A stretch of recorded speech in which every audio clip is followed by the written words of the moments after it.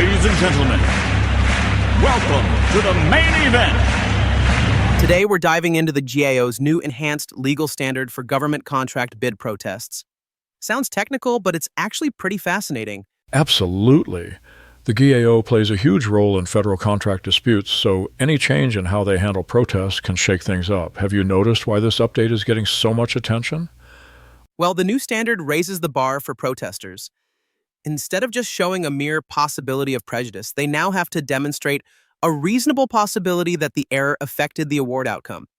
That's a subtle but pretty significant shift. Before, it almost felt like you just had to say that, hey, I might have had a shot. Now, you need more substance. Exactly. It puts more onus on the contractor to prove harm. I wonder if this will discourage some companies from filing weaker protests. Could be. Filing a protest isn't cheap or easy, and now with a higher burden, companies might think twice before moving forward without solid evidence. Right. And for the agencies, it could mean fewer frivolous protests bogging down the process. But do you think this could also make it harder for legitimate concerns to be heard? That's the risk, isn't it? If the bar is set too high, even valid complaints might not get their day in court. Well, in the GAO's metaphorical court anyway. True, it's a balancing act. They want to keep out weak cases but not shut the door on real issues. The article mentioned that the GAO's move was influenced by some recent court decisions. Did you catch that part? I did. It seems like GAO is trying to align its standards with federal courts, which have been stricter about the need to prove actual or probable prejudice. That makes sense. Consistency is important, especially since a lot of these cases can end up in both arenas. But I wonder what this means for small businesses. Good point. Smaller firms might lack the resources to gather detailed evidence.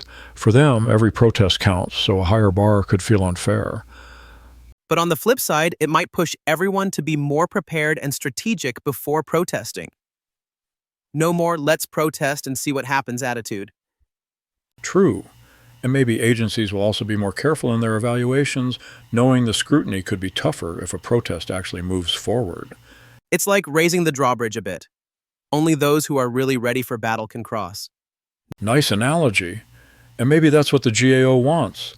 Focus resources on the most pressing issues, not every minor complaint. But I do wonder if this will make the process less accessible overall. Transparency and accountability matter, especially in government contracts. Definitely. If contractors feel shut out, it could hurt trust in the procurement system. Maybe there will be some pushback or future tweaks to the standard. That wouldn't surprise me. Legal standards evolve as real-world impacts become clear. It's a bit like adjusting a recipe while you're cooking. Absolutely, and like any recipe, you want the right balance of flavor. Not too bland, not too spicy. So, for our listeners in the contracting world, the takeaway is, protests now require stronger evidence of prejudice. Preparation is key. And for agencies, this could be a chance to streamline their processes, but they shouldn't get complacent. Errors can still be challenged if the case is strong. Ultimately, it's about fairness and efficiency. Everyone wants a level playing field, but with rules that make sense. Exactly. Do you think this higher standard will last, or could we see it swing back if too many legitimate protests are shut down? That's the million-dollar question. Only time and maybe a few landmark cases will tell.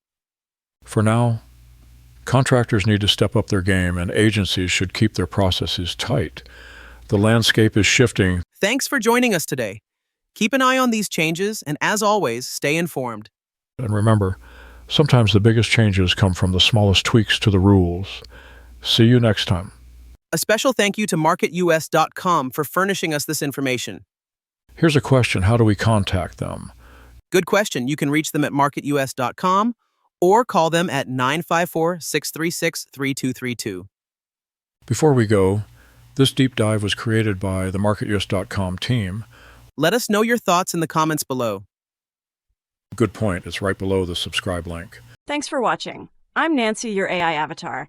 If you like this podcast, you can get one for yourself based on a website, YouTube video, or any source. Contact me to get a customized quote for your content. See you soon.